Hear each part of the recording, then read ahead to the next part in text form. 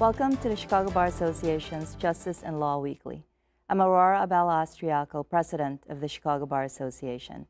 I'm excited to introduce Attorney Laurel Bellows as my guest. Ms. Bellows is the newly inducted President of the American Bar Association. She's the principal in the Bellows Law Group PC and is an experienced business lawyer who counsels senior executives around the world on employment matters. Ms. Bellows was also the second woman to serve as president of the Chicago Bar Association. She has received numerous honors and awards. She has also written and lectured extensively. Welcome, Laurel Bellows. And friend of Aurora, right? Yes. Thanks for having me, Aurora. Thank you, Laurel. And also, I didn't include in there my favorite mentor, one of my favorite mentors. So thank you so much, Laurel, for coming here today. I know you've got a very, very busy schedule, but I wanted to give us some information about, your background. I know you've been in Chicago and you've had a very good 35 years of legal practice here in Chicago. Ooh, that sounds like a lot. It goes fast, right? I know, it really does. Tell us about your experience growing up in Chicago and how has that helped you shape the woman that you are today? My experience growing up in Chicago is not so much what shaped, although this city is the city I adore and will never leave. I think it's the spirit of Chicago that shapes a lot of my attitude. It's the can-do, will-do, kind of rise from the ashes of the Chicago fire, reinvent yourself after Stockyards debacle, the continuing, the tech emphasis that we have now, but just the friendly, small-town, people-to-people atmosphere of the city and the willingness to work together. The heartland part of our town is what I love, along with that energy, combined with the fact that you can walk down the street and see people you know, even though this is a really big city. So it is the opportunity to accomplish whatever you want, the unlimited opportunity that this city offers, I think is probably what shaped a lot of what I do and think, and I never thought about it until you just brought it up. So thanks, Aurora. Well, the other thing also is I know you're very, very close to your mother, Lois, who is an absolutely, absolutely wonderful woman. And I know your mom has actually taught you about the independence, financially being independent. What has she taught you as you're growing up? And if you can share that with us. Well, I think it probably comes not only from my mom, but from the fact that I had a kind of a matriarchal bringing up.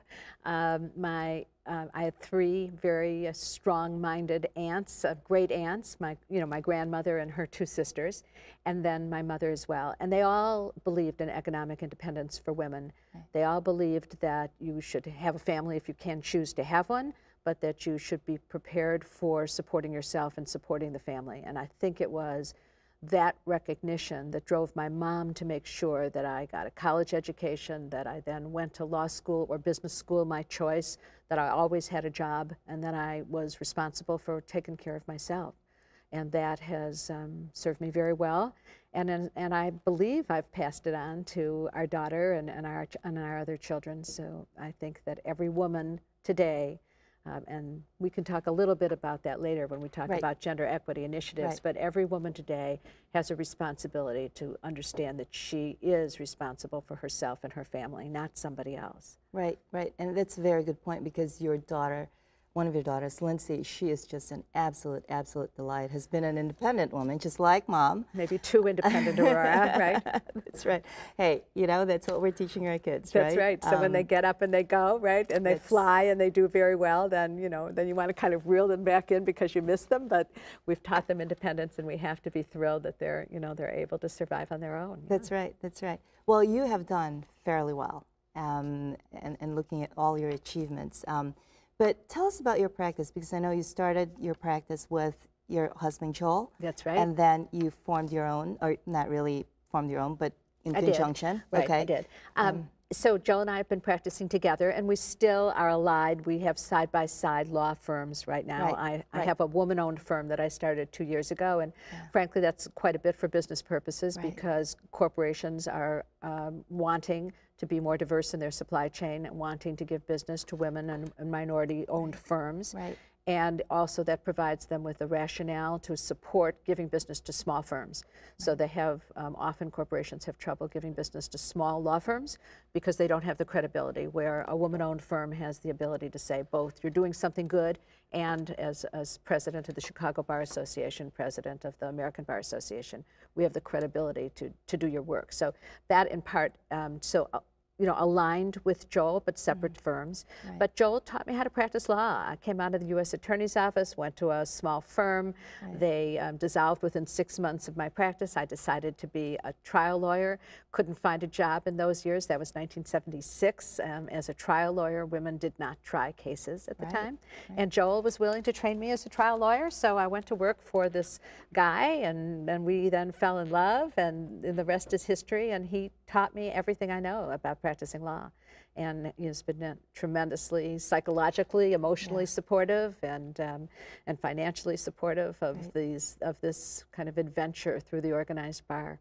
Yeah, he's truly wonderful, and I love seeing him around whenever we go to Bar Association events. Yeah, he's fabulous. But tell us about the practice that you have. Is it representing senior executives, women? So I have a general business practice, but what I do is I started out representing women in as they came to me wanting to be represented when they were executives and just wanting a woman lawyer many years ago. And that has turned out to a referral of business of mostly senior level and mid-management as they either have to choose a job and negotiate an employment contract, or they're losing a job and negotiating a severance agreement, or they're choosing to move on, all right, and they need to negotiate their way out and then their way in.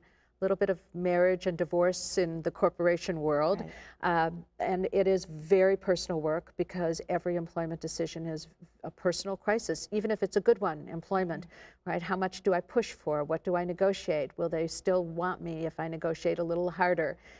Severance agreement, humiliation perhaps if it's not in your control. Not having had to go find a lawyer if you're a CEO or a CFO, the general counsel always took care of you. So finding a lawyer and then allowing them to negotiate something that is going to guide you for the rest of your life, give you enough money to survive until in these impossible times you find a new position, positioning yourself in a new way and getting over the fact that that decision was made without your control. When you control a decision, Aurora, right, even if it's a difficult decision, it's a lot easier. So a lot of my practice is quite personal, psychological, problem-solving, strategic, everything I love to do. And then I counsel large corporations on the corporate side. I do the same thing, negotiating the in and out of their executives, but I also do a lot of strategic counseling for senior general counsels on the problems that they face very quietly, working through a lot of the issues that, you know, maybe they have to completely reinvent their company. How do they go about doing it? Maybe they have some very significant crisis, and so they usually bring me in along with their team to do strategic and business consulting for them. Right. So would what you do in your practice and then your active involvement in the community and the legal community with all your leadership responsibilities and then family life and then being a wife, how do you do it? I mean, you know, how do you maintain a balance, if there is such a thing? Or I will quote you on what you have told before. How do you manage your chaos?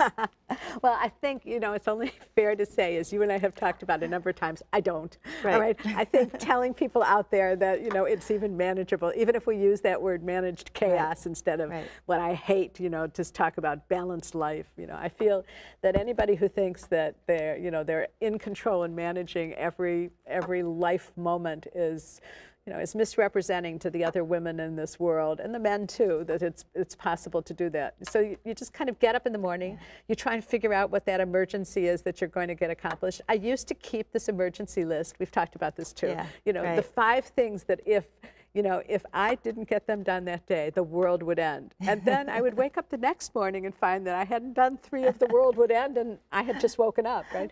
So I think a sense of humor, a supportive environment, you know, other people, training other people, learning to delegate. I think women do not delegate. We always think that we're the only ones who can take our child to the Well, your husband is the dentist, so that doesn't actually count.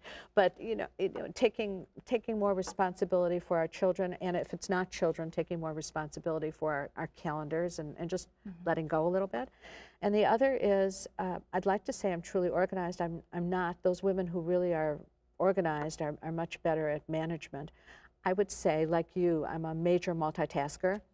And my head continues to spin, and I just do the best I can to keep up with what I've got. Setting priorities, of course, and those priorities will on any day vary between a family priority or an American Bar Association crisis. And then I'm always leaving a moment in my brain for what we didn't know would happen, some horror, the murders that have recently taken place in New York City, the things that we just can't control. So I think that what I suggest is I'm realizing that if I keep a little space in my brain, even though I don't know what that space is for, even though I just keep this mental moment, then when that comes, I say, I'm making it up, of course, but I convince myself that I've already got that space there, and I can handle the crisis that comes, whatever that crisis of the day is, hopefully. And then I do a lot of this. And that's exactly, And then I have friends like you that I call and say, help. And that's the other thing. I think women are great about helping others, but they're not good about asking help for themselves. That is very true, Laurel. And one thing that I found out with you as my mentor is, I know I can always count you, I can always call you, and as well as there's probably hundreds of women who do the same. They want to call you because they've considered you their role model. Yeah, but I think the important part is, you are not just a mentee. You're like the most successful, fabulous woman in the world, and you're my friend. So I know that I could call you. You know you can call me. Do you? Rarely, rarely, right? Because we want to be understanding of our own time and energy and priorities, and so we don't call on each other to help each other, and yet when that call comes, you're the most willing person in the world to help. So we should do more of that. I believe so, but I do want to go back. We'll talk about you being president of the American Bar Association, but I want to go back in time to 1991 when you became the second woman president of the Chicago Bar Association, and you formed the Alliance for Women, which is to this date one of the strongest part of the Chicago Bar Association, and it has hundreds of members. And I wanted to just find out from you, what made you decide to form the Alliance for Women back there? I think it's 20 years. We're celebrating 20 years isn't that amazing? This year. And how has being president of the Chicago Bar back then kind of prepared you to take on the leadership of the American Bar Association?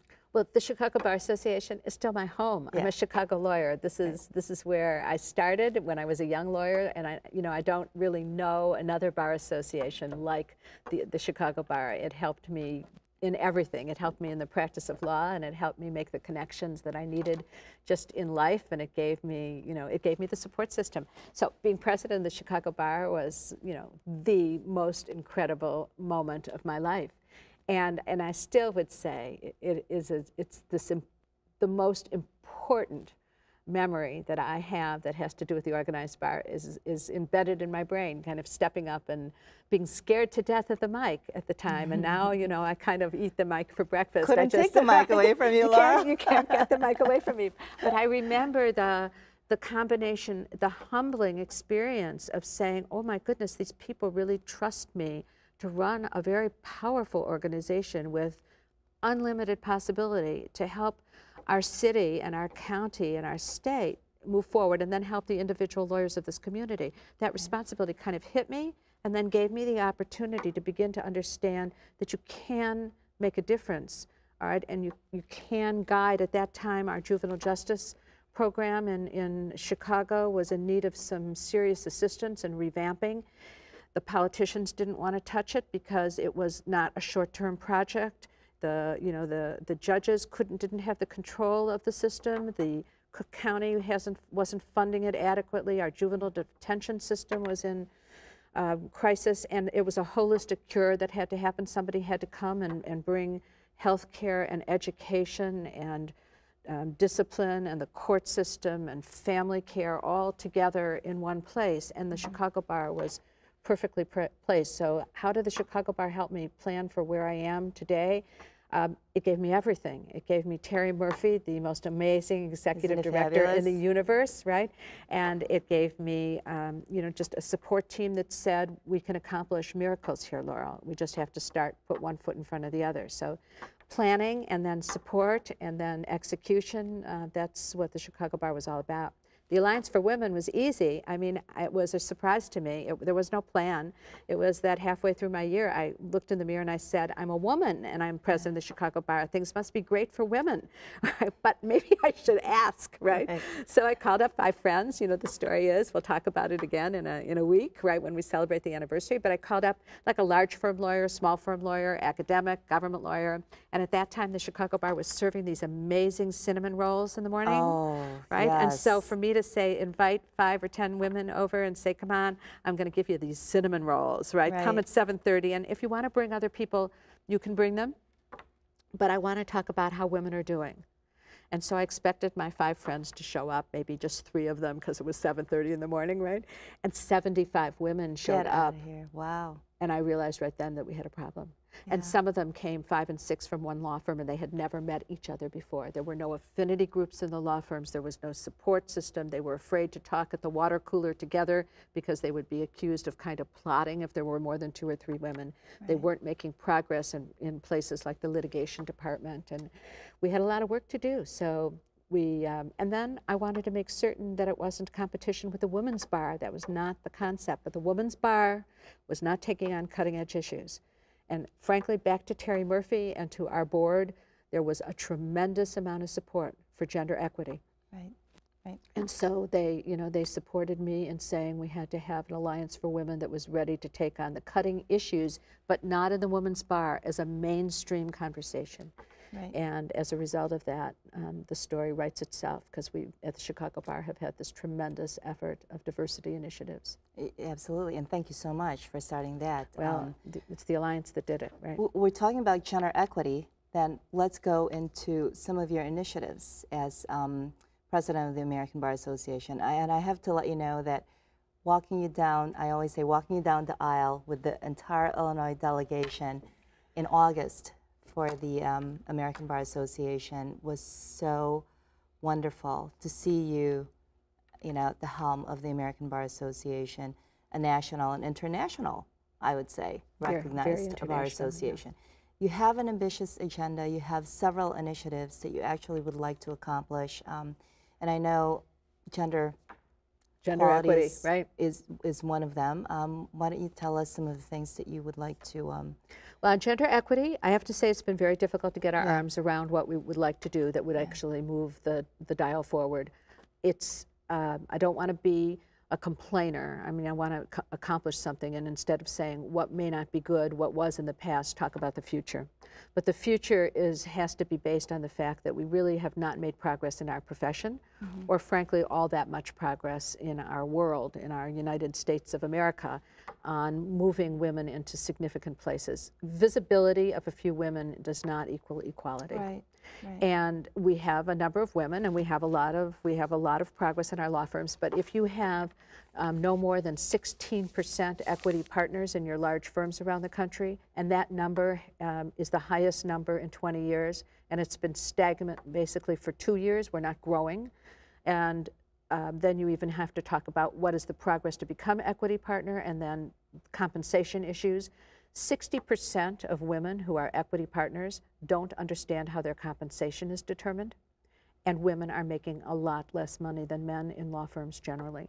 So that we also have a tremendous concern about what our newest generation of women and minority lawyers are thinking, that they're not necessarily seeing the barriers that persist, and then when the barriers hit them, they don't identify them as a result of gender equity barriers. Right. So they say, oh, I must not be good enough. And that's something we have to overcome. We have to indicate the barriers persist. So what are we doing? We are launching a social media campaign to that includes men and women in this millennial generation of lawyers. I'm hoping the Chicago Bar with you will join in, because it's a conversation we just need to have on social media about talking about what are the issues that women face, what are the issues that men face, what are the quality of life concerns, what are the weight of, to what extent can we practice law. I don't want women to opt out. They are opting out of our profession before they're opting in, before they have a chance to prove themselves. And I want to have a very positive conversation with our younger generation of women, because they're hearing only the negative. They're hearing barriers persist, but they're not hearing and seeing the law that you and I practice, the thrill of being a lawyer, in addition to the organized bar and the power to change that we have, which is so exciting. So, but we need to talk to the women about the power of being a great lawyer and the thrill, back to economic independence, of being your own person. And the satisfaction, the personal satisfaction that then translates into a happier person, that translates back into a family that's secure and really filled with opportunity. So this is not a conversation that women are hearing. So I want them to understand that the practice of law is filled with opportunities to pick which kind of law you want to practice. And it's like being a doctor. Do you want to be a dermatologist, or do you want to be a surgeon? You know, there is not one way. Do you want to be a legal service provider? Do you, I mean, or do you want to be the consummate trial lawyer? Those choices don't seem to be in the news. All we're hearing about is either discrimination or women who say, I'm choosing a different path. But they don't talk about the women who love the practice of law, like you and I do, don't talk about the wonder of the practice. So that's one issue. And then the other we'll do is we will be doing a model compensation policy for large firms.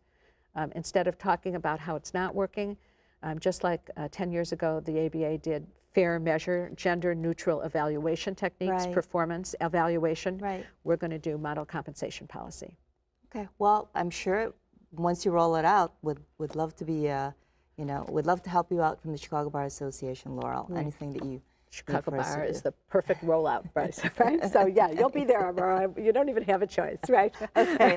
Yeah, I'll show you that much, Laurel.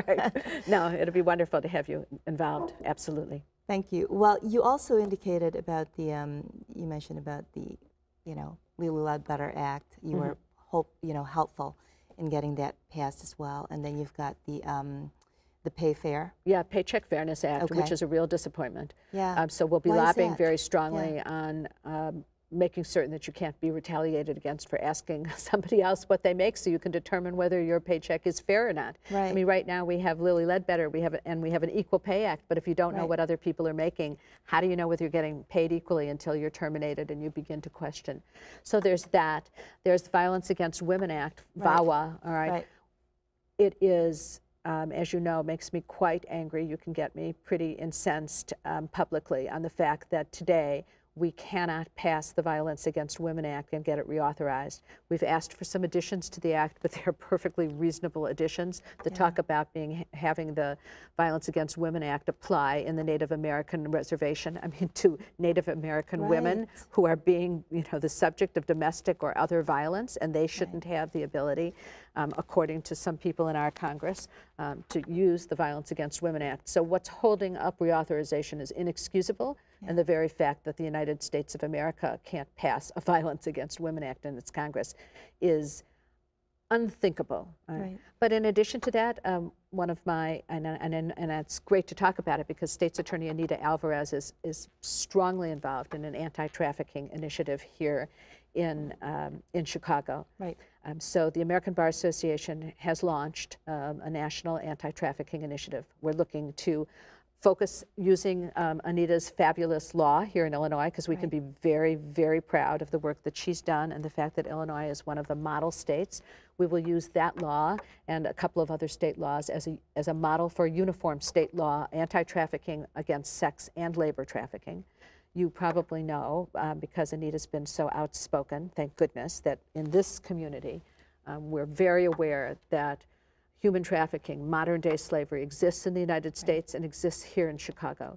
I think what most people don't understand is that there's no place, practically no place in this country that is untouched by human trafficking, by women and children and men who are brought into this country, and U.S. citizens, 100,000, we think, U.S. citizens, who are actually forced into labor or sex for the profit of the perpetrators.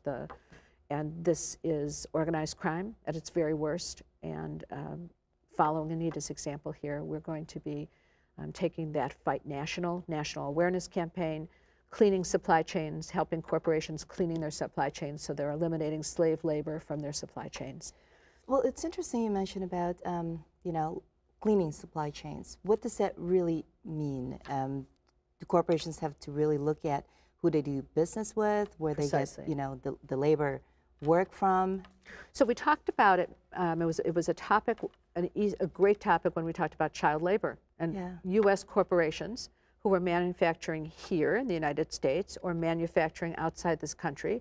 And unbeknownst to them, somewhere in their chain, one of their suppliers, a manufacturer of some piece, all right, a shoelace or it could be, you know, a component of a part, that manufacturer might have been using child labor. That is even easier to talk about, because there they would say our culture permits us to use children who are younger than you might accept in the United States. And we have indicated what our minimum child hiring requirements are, and that those need to be followed by every corporation in the United States, including by their suppliers. Now, when you talk about slave labor, you're talking about something that's very much under the table, not as readily identifiable, but the corporations have had experience now in making certain that their suppliers and their suppliers' suppliers and their suppliers' suppliers' suppliers. All right, now we're talking about going to the farm where the caterpillars give silk, so that the thread that's made from the silk that's put into your shirt, that's woven in someplace and designed by somebody and then shipped by somebody to the store in the United States or elsewhere in the world as a result of a U.S. company, all right, manufacturing that product. How far down can we require that they go?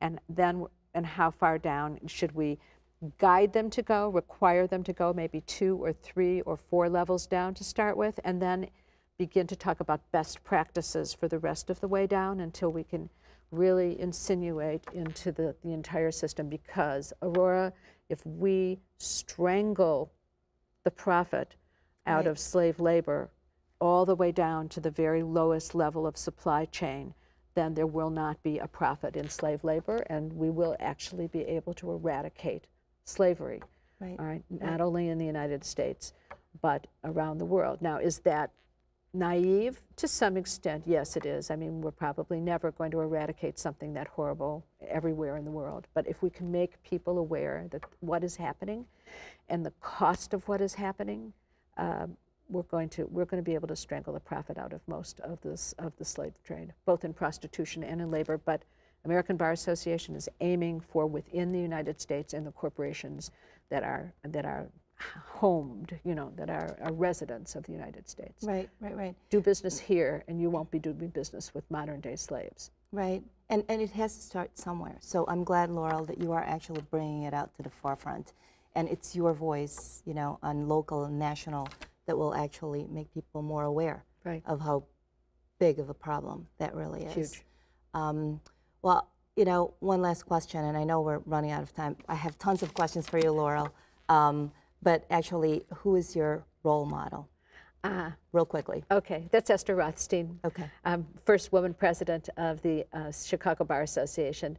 Tough taskmaster, but taught me everything there is to know about helping people, about leadership, about being a woman and being a lawyer. I thank her. She's an angel on my shoulder every moment of my life. Great. Thank you so much, Laurel. I wish I had more time because I have so many other questions, but perhaps another time we'll get you back in here. I look forward to it, Aurora. Right. Thanks, Laurel. American Bar Association President Laurel Bellows, thank you so much for sharing your insights with us. We wish you a successful and exciting year as president. I'm Aurora Bellows. Thank you for joining us for the Chicago Bar Association's Justice and Law Weekly.